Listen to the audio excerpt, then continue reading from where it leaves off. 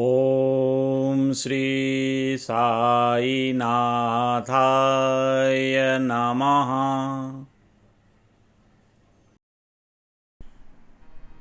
जय श्री साईं, जय श्री गुरुदेव। पूज्य गुरु जी डॉक्टर चंद्रभानु सतपथी जी को प्रणाम करते हुए, उनका आशीर्वाद लेते हुए, श्री सच्चिदानंद साईनाथ महाराज को प्रणाम करते हुए, उनका आशीर्वाद लेते हुए, आप सभी भक्तों, श्रोताओं, दर्शकों आदि को प्रणाम करते हुए और आप सभी लोगों का स्नेहाशीष लेते हुए मैं आज के सत्संग को प्रारंभ करता हूँ। पिछले सत्संग में हम लोगों ने श्री सगुण मेरु नायक के बारे में, उनकी जीवनचर्या के बारे में परिचर्चा की है। हमने देखा सगुण मेरु नायक का किस तरह से सच्चिदानंद साईनाथ के पास आगमन होता है, बाबा की कौन सी लीलाएं उन्हें खींच कर ले आती हैं, और सगुण मेरु नायक का जीवन देखने से ऐसा प्रतीत होता है कि सच्चिदानंद साईनाथ अपने भक्तों को उनके बचपन से यानी बाल्यकाल से ही अपने संरक्षण में ले लेते हैं, लेकिन जब समय आता है तब उनको शिरडी बुला लेते हैं और उनका आध्यात्मिक प्रगति करा देते हैं। सगुण मेरु नायक के बचपन में ही सच्चिदानंद साईनाथ महाराज ने उनको एक साधु के रूप में दर्शन दिया, जिसके बारे में हम लोगों ने पिछले सत्संग में परिचर्चा किया। किस तरह से साधु आकर जब बच्चे को बुला रहा था, बच्चा डर जाता है, बच्चा डर करके अपनी माँ की गोद में चला जाता है और माँ उस साधु के दर्शन करने के बाद उस साधु को से क्षमा याचना करते हुए उसे सिद्धा देती है और साधु अपना भोजन बनाकर खाकर चला जाता है। और यही साधु बालक सगुण मेरु नायक से पूछता है कि तुम शिरडी कब आ रहे हो। तो ये चीज़ें इस बात की द्योतक है कि सच्चिदानंद साईनाथ महाराज अपने भक्तों का देखभाल सदैव किया करते हैं। बाल्यकाल में चाहे आप बाबा से मिले हो या ना मिले हो, लेकिन यदि ऋणानुबंध के चलते आपका संबंध सच्चिदानंद साईनाथ महाराज के साथ है तो निश्चय जानिए सच्चिदानंद साईनाथ महाराज सदैव आपके साथ रहते हैं और आपके दुखों से, आपके दुर्दिन में आपकी सहायता के लिए तत्पर रहते हैं। तो यह निश्चय जानकर चलो, यही चीज़ें तो हमारे मन में एक विश्वास और शक्ति भरती हैं। इन्हीं चीज़ों को देख करके, इन्हीं लीलाओं को देख करके, इन्हीं लीलाओं को पढ़ करके, इन्हीं लीलाओं को सुन करके ऐसा प्रतीत होता है कि मेरे भी हृदय में भगवान श्री साईनाथ महाराज के प्रति, सद्गुरु साईनाथ महाराज के प्रति एक श्रद्धा भाव जागृत होता है, उनके श्री चरणों में विश्वास जागृत होता है। भक्ति मार्ग पर अग्रसर होने के लिए श्रद्धा आवश्यक है, विश्वास आवश्यक है। सच्चिदानंद साईनाथ महाराज ने तो यहाँ तक कहा, दो ही शब्द दिया उन्होंने, श्रद्धा और सबूरी। यदि भगवान के श्री चरणों में या सदगुरु के श्री चरणों में आपकी श्रद्धा जागृत हुई तो सबूरी आ जाएगी, और अगर सबूरी आपके हृदय में जागृत हो गई तो श्रद्धा आ जाएगी। तो ये दोनों चीज़ें एक दूसरे की पूरक हैं। तो बाबा ने कहा कि भक्ति मार्ग पे अग्रसर होने के लिए या कोई भी आध्यात्मिक प्रगति करने के लिए आवश्यक है कि आपके पास श्रद्धा और सबूरी दोनों होनी चाहिए। तो सगुण मेरु नायक जब इनका समय आया तो ये शिरडी पहुंचते हैं। नहीं तो सगुण मेरु नायक तो चारों तरफ घूम घूम करके अपने, अब ऐसी जैसे कहते हैं ना कि भाग्य की विडंबना ऐसी होती है, भाग्य आपको, आप रास्ता जो निर्धारित है आपकी प्रारब्ध की वजह से वहाँ ले जाता है। भाग्य की ही प्रबलता थी कि इनको टेम्बे स्वामी से मुलाकात होती है, भाग्य की ही पराकाष्ठा थी कि इनको सिद्धरुद्र महाराज जैसे सिद्ध पुरुष के दर्शन होते हैं, उनका सानिध्य मिलता है। और यही भाग्य और सच्चिदानंद साईनाथ महाराज की कृपा ऐसी होती है कि इनको हैदराबाद से एक सेठ के साथ संबंध बनता है और उसी सेठ के साथ ये शिरडी आते हैं। यानी यही संबंध और सेठ इनके शिरडी आने का कारण बनते हैं। ये पूर्व नियोजित होती है प्रारब्ध के अनुसार से। अब हमने शिरडी में ये भी देखा कि सच्चिदानंद साईनाथ महाराज किस प्रकार से सगुण मेरु नायक के होटल में खाना खाने जाते थे। वो तेंदुलकर जी जिन्होंने बाबा से कहा आपने मेरे साथ भोजन करो, और ऐसा उनका मानना था कि सच्चिदानंद साईनाथ महाराज मेरे साथ भोजन करेंगे। इसलिए वो सगुण मेरु नायक के होटल में जब जाते थे खाना खाने तो वो 2 प्लेट लेते थे और 1 प्लेट वो कहते थे सगुण मेरु नायक से, इसको ढक कर रख देना, मेरा एक जो दूसरे आएंगे वो खाना खाएंगे। कई दिन तक कोई नहीं आया था। सगुण मेरु नायक को खुद ही आश्चर्य हो रहा था कि कैसा व्यक्ति है जो एक खाना खाता है और एक ढक कर रख देता है। लेकिन सच्चिदानंद साईनाथ महाराज की कृपा तो देखिए, उस भक्त की जो इच्छा थी, जो भक्त की चाहत थी कि सच्चिदानंद साईनाथ महाराज मेरे पास भोजन करने के लिए आए, मैं उनके साथ भोजन करूं, तो साईं बाबा रात को पहुंच करके वो उसके द्वारा रखा गया भोजन ग्रहण करके उसे अनुग्रहित करते हैं। तो ये बाबा की बड़ी वैशिष्टता है। अपने भक्तों के साथ किस तरह से बाबा उनके साथ रहते हैं, बाबा उनको अपना प्यार, स्नेह, आशीर्वाद सब देते रहते हैं। तो आज हम लोग सगुण मेरु नायक की कुछ कथाओं को और आगे लेकर चलते हैं।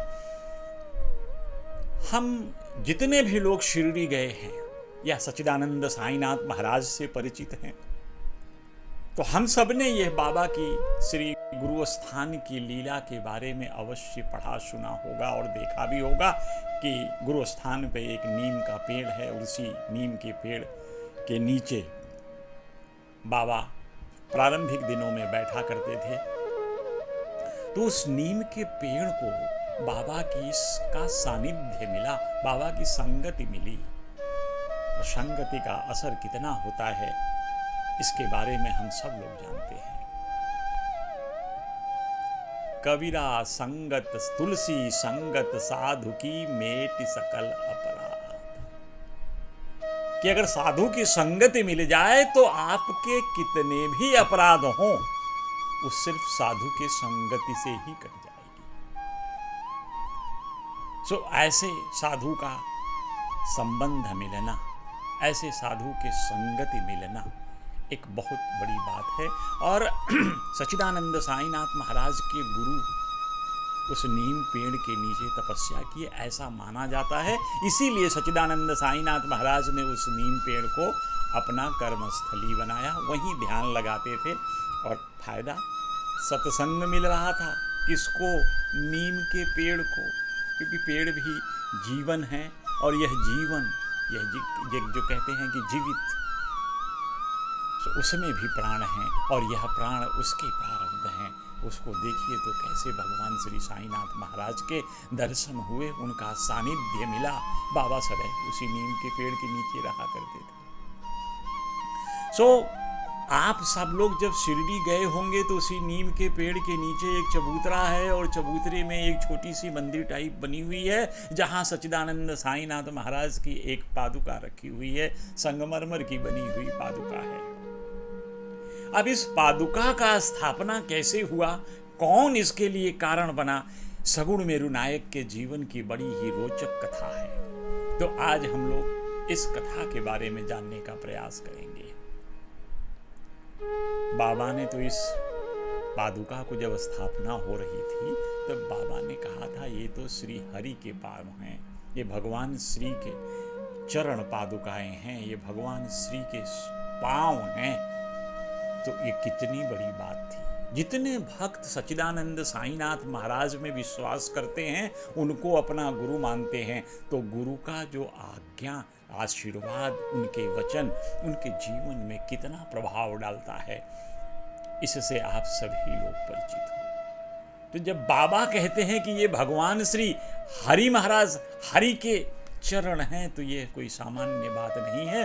सच में ईश्वरीय चरण के स्वरूप में इन पादुकाओं का वहाँ पे स्थापना हुआ था और आज भी ये पादुकाएं उसी प्रकार से भक्तों के कष्टों का निवारण कर रही हैं। यदि आप इन पादुकाओं को भगवान के श्री चरण के रूप में दर्शन करते हैं, आपके हृदय में ऐसी मान्यता है, ऐसा भाव उत्पन्न होता है कि आप भगवान के श्री चरण का दर्शन कर रहे हैं, क्योंकि बाबा ने तो कहा था ये भगवान के श्री चरण हैं।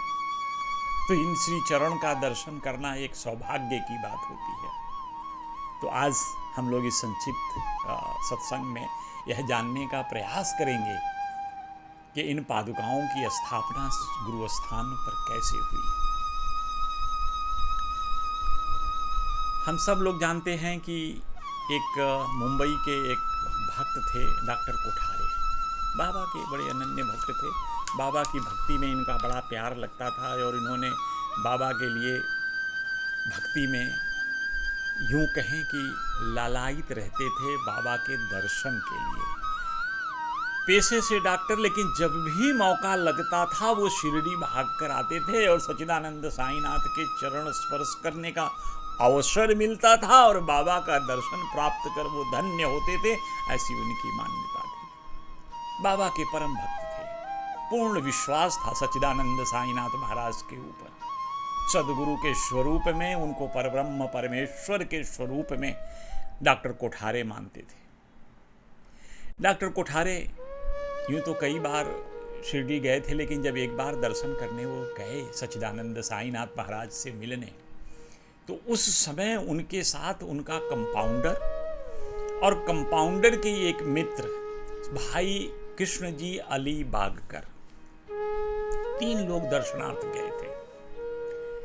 भाई कृष्ण जी अली बागकर के बारे में मैं इतना ही बता दूं कि ये अलीबाग के रहने वाले थे और स्वामी समर्थ यानी अक्कलकोट स्वामी के शिष्य थे। शिष्य मतलब उनकी भक्ति करते थे, उनमें इनकी आस्था थी। ये अक्कलकोट जाकर भगवान श्री स्वामी समर्थ के दर्शन किया करते थे और अपन धन्य हो जाते थे। वो स्वामी समर्थ के आदर्शों पर ही अपना जीवन व्यतीत करते थे। तो अली बागकर जी भी उस समय शिरडी गए थे।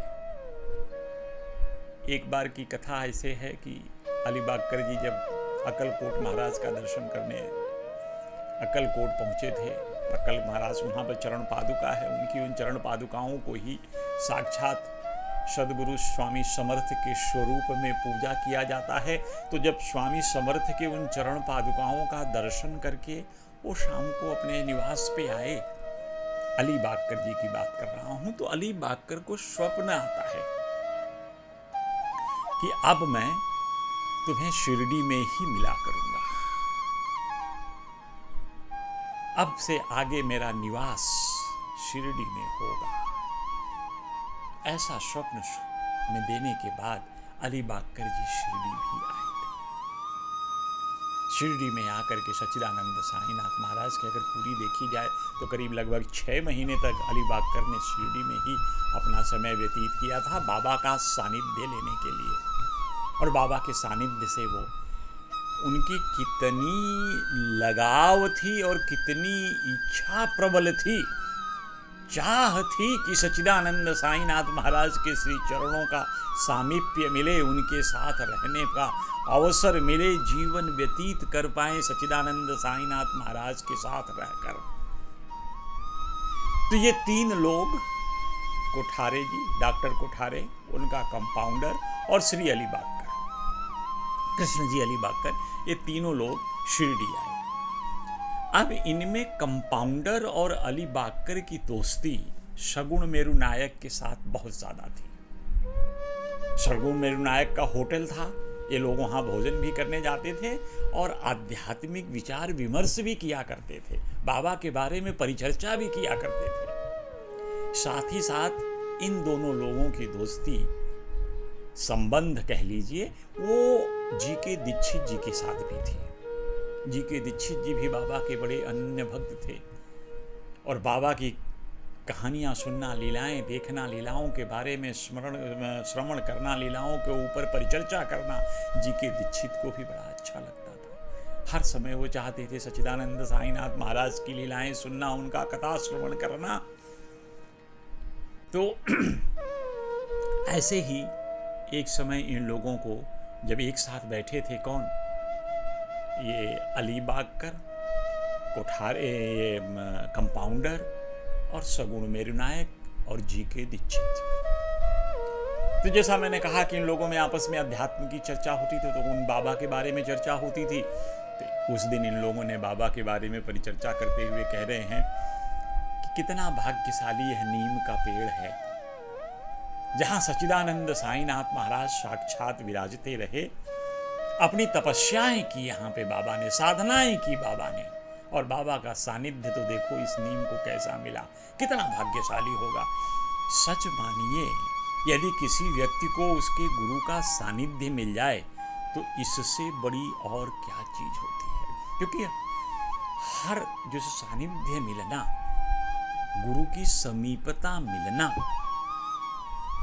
यह आपके भक्ति की पराकाष्ठा होती है। जब सदगुरु के शरण में आप आ गए, सदगुरु के श्री चरणों में आप अपने आप को समर्पित कर दिए, जब आपकी अपनी इच्छा समाप्त हो गई, सदगुरु की इच्छा अनुसार आप काम करने लगे, जब अपनी शरीर को सदगुरु को समर्पित कर दिए, ये अभी शरीर पर मेरा भी कोई अधिकार नहीं है, यह शरीर तो सिर्फ सदगुरु की सेवा करने के लिए है, तो ऐसी भक्ति अविरल होती है।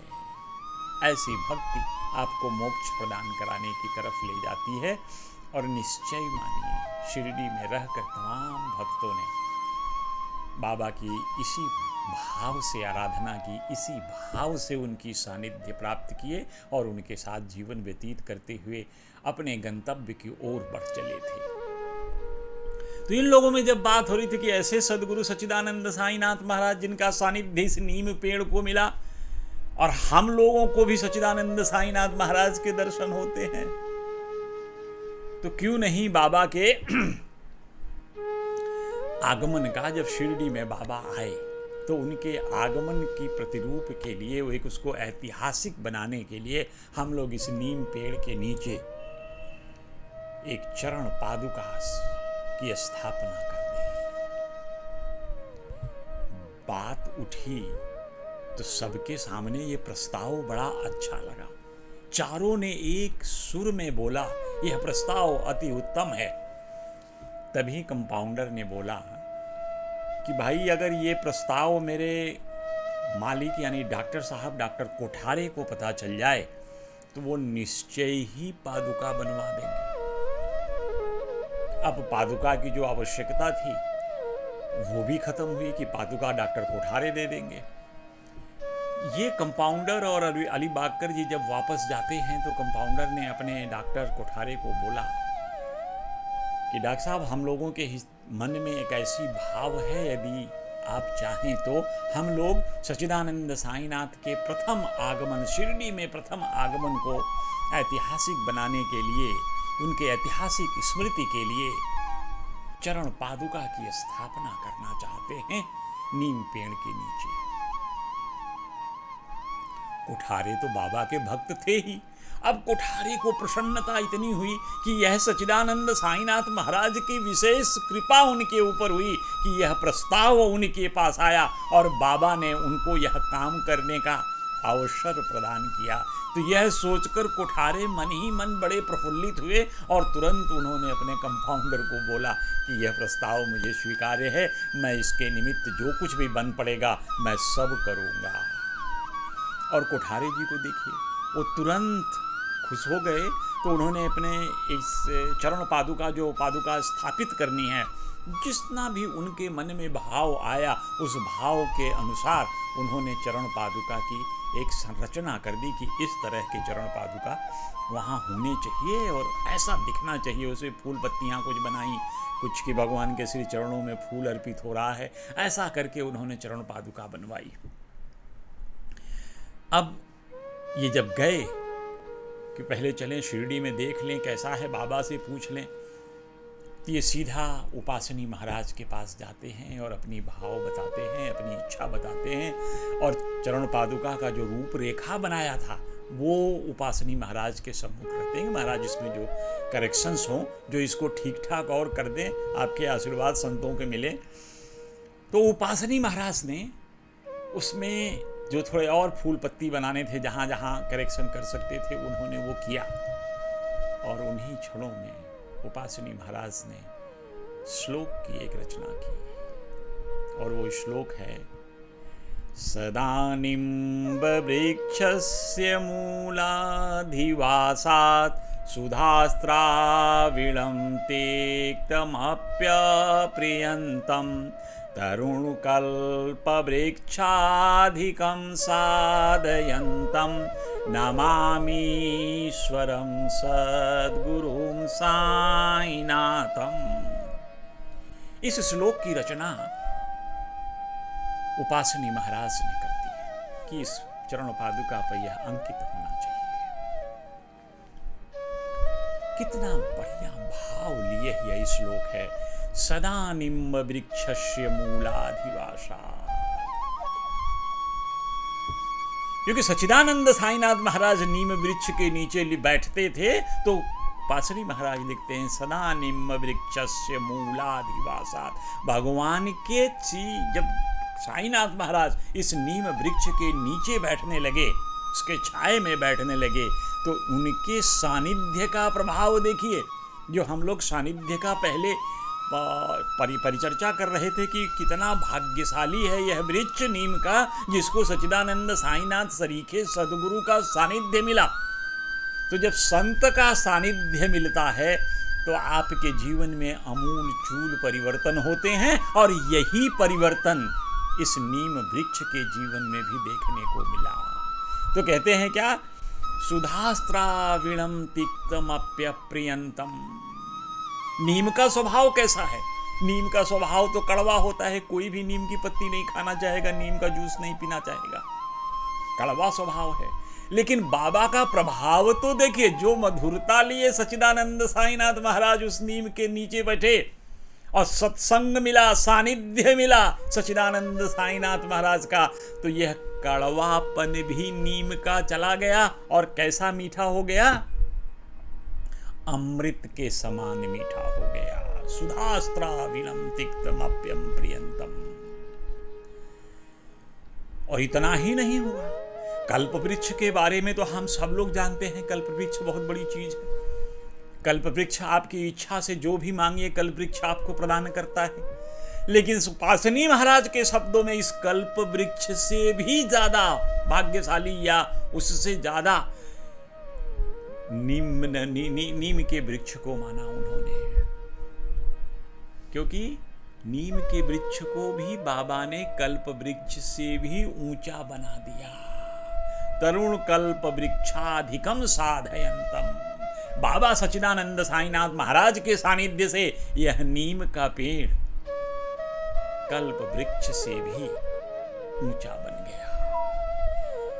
नमामीश्वरम सद्गुरु साईनाथ। मैं ऐसे ईश्वर स्वरूप सद्गुरु श्री साईनाथ महाराज की प्रार्थना करता हूं, उनको प्रणाम करता हूं। कितना भारी है, कितना अच्छा है यह श्लोक जिसको उपासनी महाराज ने उस पे लिखा। और इसी की जब हम और बात करते हैं तो चरण पादुका के दर्शन के बारे में उपासनी महाराज आगे लिखते हैं, अनेक जन्मार्जित पाप संचयो भवेद भवद पाद सरोज दर्शनार्थ क्षमस्व सर्व अपराध पुंजकान प्रसीद साई सद्गुरु दया निधे।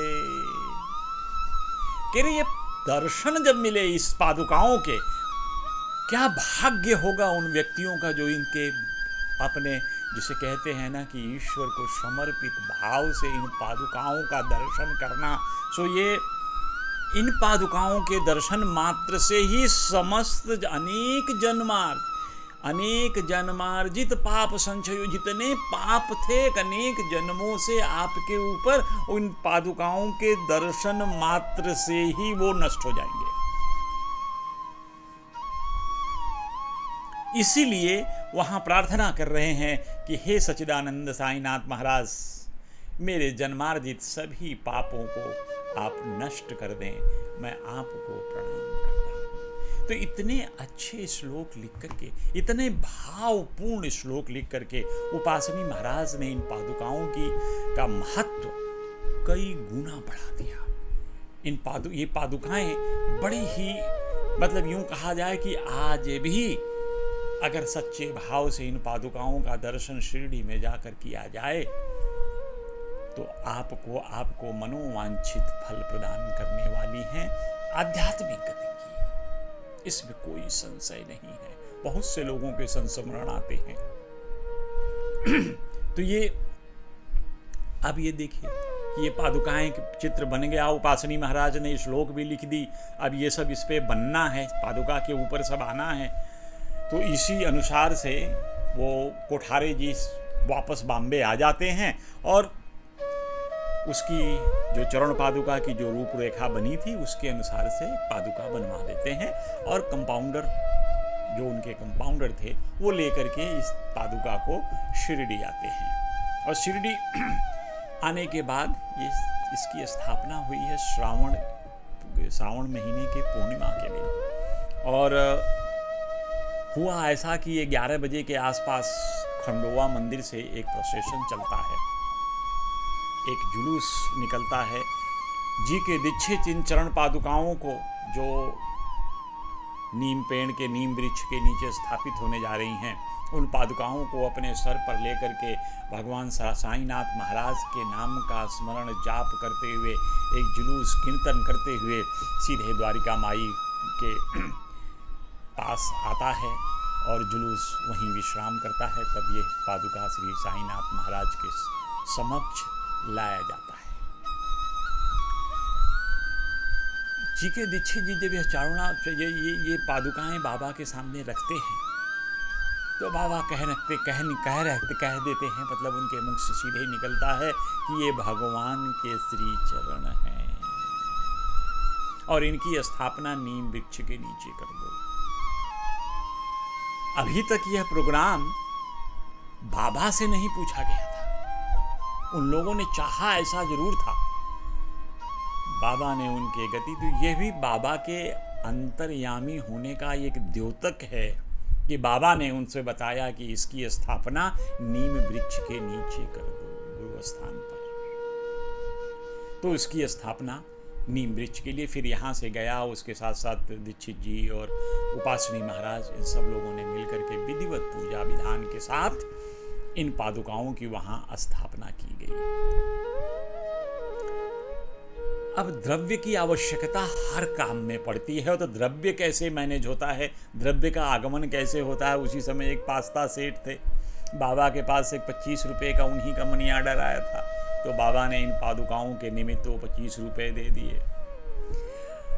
स्थापना में टोटल खर्चा, पूरा खर्चा जो आया था वो लगभग 100 रुपये का था, जिसमें से 25 रुपये तो पास्ता ने दिए थे और 75 रुपये आपस में लोगों ने मिल करके चंदा एकत्रित कर लिया था, जिससे इन पादुकाओं में जो भी खर्च आया उससे से मिले। और एक चीज़ और बता दें कि कोठारे साहब, जो डॉक्टर कोठारे बॉम्बे के थे, जिन्होंने पादुका बनवाई, उन्होंने इस पादुका के पास दिया जलाने के लिए रोज़ दीप जले शाम को प्रज्वलित हो, उसके लिए 2 रुपये महीने वो सदैव मनी आर्डर से भेजते रहे, ताकि यहाँ शाम को दिया जलाने की व्यवस्था चलती रहे। और करीब जब स्टेशन पे सामान छड़ वगैरह आ गए थे तो उनको ला करके मंदिर में, मतलब चरण पादुका के पास उस छड़ों से घेर दिया था एक थोड़ा सा एरिया, तो उसको सब कुछ खर्चा करने में बनाने के लिए ढुलाई उलाई का पूरा खर्च करीब 7 रुपये 8 आने आया था। ऐसा सच्चिदानंद साईनाथ महाराज की जो कृपा थी, शगुन मेरु नायक, जिनकी बाबा की कृपा से जिनका होटल अच्छा चल रहा था, उसने सगुन मेरु नायक ने इसमें 7 रुपये 8 आने का खर्चा किया था, जो भाड़ा लगा था स्टेशन से सारे छड़ वगैरह सामान वगैरह यहाँ लाने के लिए। आज इसमें जो इस चरण पादुका की पूजन वो नाना पुजारी करते हैं, और आज भी जो नैवेद्य है वो इनके अपने श्री सगुण मेरु नायक के घर से आता है। आज भी यह प्रक्रिया चली आ रही है। तो ये सच्चिदानंद साईनाथ महाराज की बड़ी कृपा है, बहुत बड़ी कृपा है। अभी चूंकि ये भाई कृष्ण जी जो अलीबागकर थे, ये तो अक्कलकोट के शिष्य थे, अक्कलकोट की भक्ति करते थे, स्वामी समर्थ की भक्ति करते थे। तो सब होने के बाद देखिए कैसे संत एक दूसरे से जुड़े होते हैं, इसका उदाहरण देखिए। उधर अक्कलकोट स्वामी ने अलीबागकर को स्वप्न देकर बोला था कि अब से मेरा वास शिरडी में रहेगा, मेरा स्थान अब शिरडी रहेगा, कार्यक्षेत्र शिरडी हो जाएगा। आज सच्चिदानंद साईनाथ महाराज उसी चीज को कैसे दोहराते हैं। जब कृष्ण अलीबागकर भगवान श्री साईनाथ महाराज के श्री चरणों में अपना मस्तक डालकर उनसे आज्ञा लेते हैं कि मैं घर अक्कलकोट जाना चाहता हूं, स्वामी समर्थ के पादुकाओं को दर्शन करने की मेरी इच्छा हो रही है,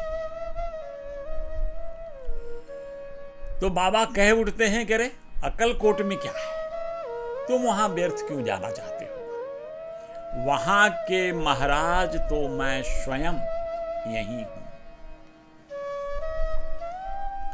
ऐसा सुनते ही भाई अलीबागकर का हृदय गदगद हो गया, आंखों से अश्रु बहने लगे।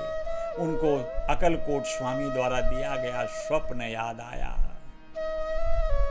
कि अक्कलकोट स्वामी ने भी मुझसे कहा था कि अब मेरा कार्यक्षेत्र शिरडी होगा, और सच्चिदानंद साईनाथ महाराज भी कह रहे हैं कि वहाँ क्यों जाते हो, वहाँ के स्वामी तो महाराज अक्कलकोट मैं यही हूँ। सो ऐसी स्थिति थी। इन सारी कहानियों को श्री बीबी देव जी ने लिखा था, वो साईं लीला मैगजीन में प्रकाशित भी हुई हैं। तो ये सब साक्ष्य के आधार पर ही आधारित हैं। सो अभी सगुण मेरु नायक की एक छोटी सी और कथा देखते हैं हम लोग। उसके बाद कैसे सगुण मेरु नायक ने जीवन में दूसरों की मदद की और कैसे सगुण मेरु नायक किसी के जीवन रक्षा में सहायक बने, इसके बारे में भी जानने का प्रयास करते हैं। सो इसके लिए हमको चलना होगा जीवनी देखने के लिए किसकी, श्री आमडेकर जी की।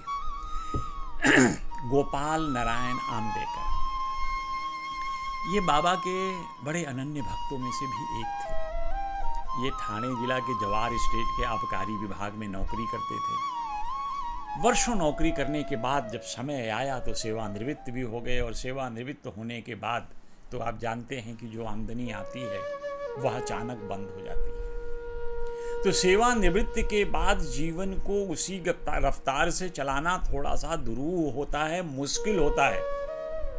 सो आमडेकर जी के साथ भी ऐसा ही हुआ। उनको भी थोड़ी फाइनेंशियल क्राइसिस होने लगी, पैसे की आवश्यकता बढ़ने लगी, और इसी स्थिति में उनको बड़ा चिंता होने लगा।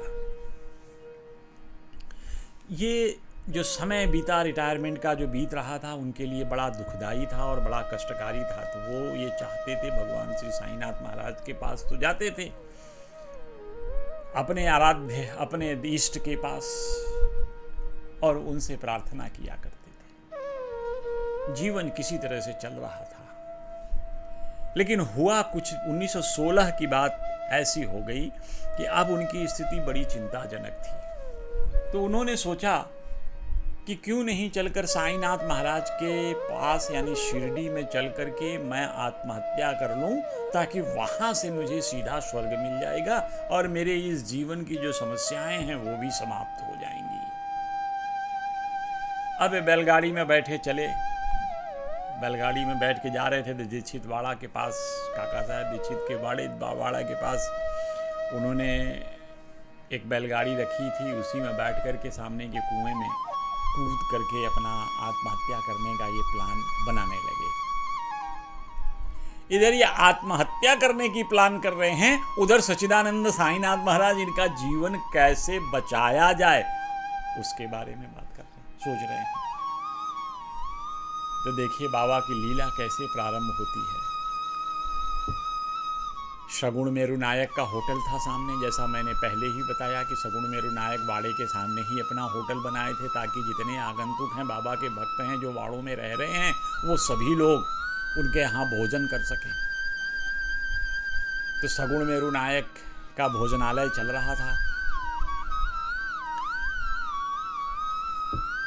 जब सगुण मेरु नायक बाहर आते हैं अपने होटल से, तो उन्होंने देखते हैं कि वहाँ आमडेकर जी बैठे हैं। तो आमडेकर जी को उन्होंने बातचीत करने लगे। इसमें तो वही बात होती है जो सच्चिदानंद साईनाथ के दर्शनार्थ गए हैं, तो बाबा की बातचीत शुरू हो गई। सो अचानक यह देखिए, ये प्रेरित होता है। कोई चीज़ अचानक होती है, कोई न कोई प्रेरणा जरूर होती है उसको होने में। सगुण मेरु नायक के दिमाग में अचानक एक प्रश्न उठा और उन्होंने आमडेकर से पूछा कि क्या आप कभी अक्कलकोट महाराज का दर्शन किए हैं या उनके बारे में या उनकी जीवनी पढ़ी है?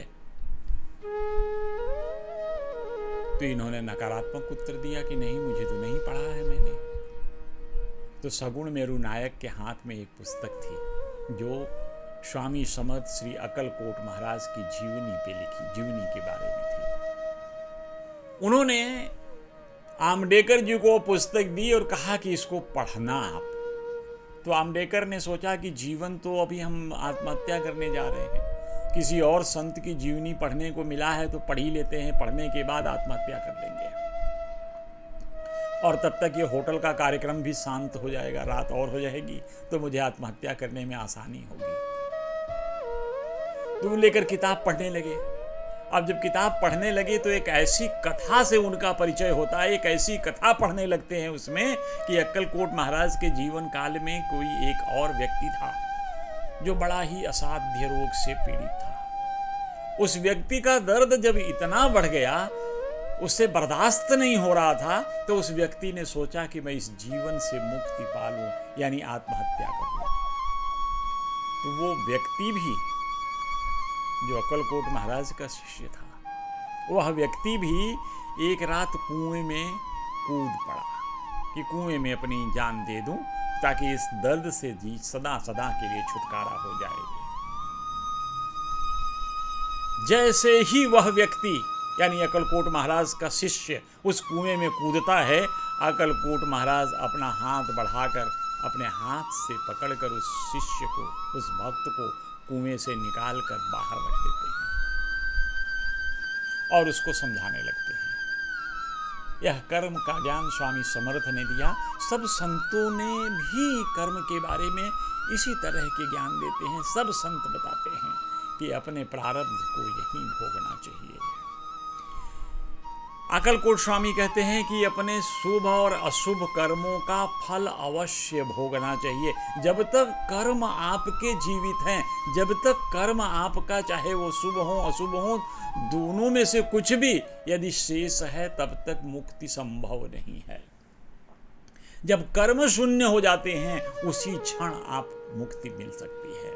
तो इसीलिए अक्कलकोट स्वामी कहते हैं, स्वामी समर्थ कहते हैं कि शुभ अशुभ कर्मों का फल अवश्य ही भोगना चाहिए। यदि तुम्हारा भोग अपूर्ण रह गया तो पुनर्जन्म धारण करना पड़ेगा। उस कर्मों को जीने के लिए हमें फिर से एक नई योनि में जन्म लेना पड़ेगा, जिसको हम लोग कहते हैं पुनर्जन्म। इसलिए मृत्यु से श्रेयस्कर यही है कि कुछ काल तक इन कष्टों जो हमारे प्रारब्ध से हमें मिले हैं, इन कष्टों को सहन करके, इनको पूर्व जो कष्ट जितने हैं जो पूर्व जन्म के कर्मों के आधार पे मिल रहे हैं, तो उस पूर्व जन्म के कर्मों के भोग को हमें समाप्त कर लेना चाहिए और सदैव के लिए मुक्त हो जाना चाहिए। स्वामी समर्थ की ये पुस्तक में जो यह प्रसंग पढ़ते हैं आमडेकर जी, तो उनके आंखों से अश्रु की धारा बहती है। कहते हैं भगवान की कैसी लीला है कि ये जो कष्ट मेरे हैं, उनके अब समझ में आया कि ये मेरे कष्ट मेरे प्रारब्ध की वजह से हैं और मेरा अपना प्रारब्ध मुझे ही भुगतना है। सच्चिदानंद साईनाथ महाराज सरीखे सदगुरु के पास इतनी समर्थ होती, इसीलिए इन गुरुओं को समर्थ सदगुरु बोलते। इनके पास इतनी समर्थ होती है कि आपके प्रारब्ध को भी बड़ा मिनिमम कर देते हैं, छोटे में काट देते हैं। जैसे रामचंद्र दादा पाटिल का उन्होंने बड़े छोटे में काट दिया था।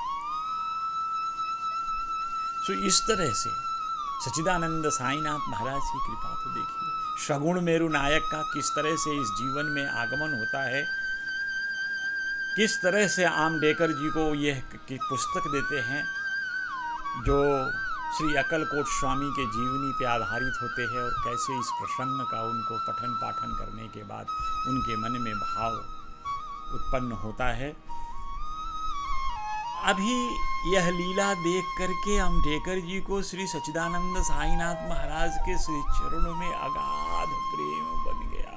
बाबा की जो कहते हैं सर्वव्यापकता देखकर अम्बेडकर जी उनके श्री चरणों में गिर जाते हैं और कहते हैं, भगवान तुम मेरे मार्गदर्शक हो। आज मुझे महसूस हो गया कि सच्चिदानंद साईनाथ महाराज सरीखे सदगुरु। जो भी भक्त श्री सच्चिदानंद साईनाथ महाराज के शरणागति होकर उनकी भक्ति किया, उनके दिखाए रास्ते पे चलने का प्रयास किया, सच्चिदानंद साईनाथ महाराज अपने भक्तों का मार्ग अवश्य ही प्रशस्त करते हैं, उनका जीवन सुधारते हैं और जीवन में जब जब भी जहाँ जहाँ भी आवश्यक होती है उनके जीवन में हस्तक्षेप करके उनके जीवन को फिर से एक आध्यात्मिक मार्ग पर ले चलते हैं, ताकि वह व्यक्ति अपना जीवन, अपना आध्यात्मिक गति प्राप्त कर सके, यानी मुक्ति को प्राप्त कर सके। तो धन्य है सच्चिदानंद साईनाथ महाराज, धन्य है सगुण मेरु नायक, जिन्होंने बाबा के श्री चरणों में अटूट विश्वास रखते हुए उनकी भक्ति स्वीकार की। और सगुण मेरु नायक की जीवनी देखने से तो ऐसा ही लगता है कि सच्चिदानंद साईनाथ महाराज सदैव अपने भक्तों की देखभाल किया करते हैं, उनकी रक्षा करते हैं, उनको आने वाले भविष्य के कष्टों से दूर करते हैं, नहीं तो प्रारब्ध के अनुसार जो जीवन में कष्ट आ रहे हैं उनको कम कर देते हैं। ऐसे तो प्रारब्ध को भी मिटाने का क्षमता सद्गुरुओं के पास होती है, क्योंकि आदि गुरु भगवान श्री शंकर के बारे में कहा जाता है कि भाभी हूँ मेटि सकें त्रिपुरारी, यानी ये जो आपके कर्म बंधन हैं, आदि गुरु शंकराचार्य, आदि गुरु श्री महा भोलेनाथ, आप भगवान आशुतोष श्री शंकर शिव, यह इसको काटने में सक्षम है। सो आज के लिए बस यहीं विश्राम, और अगले सत्संग में फिर मिलेंगे कुछ नए भक्तों की दूसरी उनकी जीवनी चर्या से, और उनके जीवनी से सीखेंगे कैसे सच्चिदानंद साईनाथ महाराज की उपासना करना, उनकी प्रेरणा कैसे मिली, बाबा का सानिध्य कैसे मिला और उससे हमें क्या सीख मिलती है। इन तमाम लीलाओं कथाओं का हम लोग अगले सत्संग में वर्णन करेंगे किसी नए भक्त के लिए। तब तक के लिए जय श्री साईं।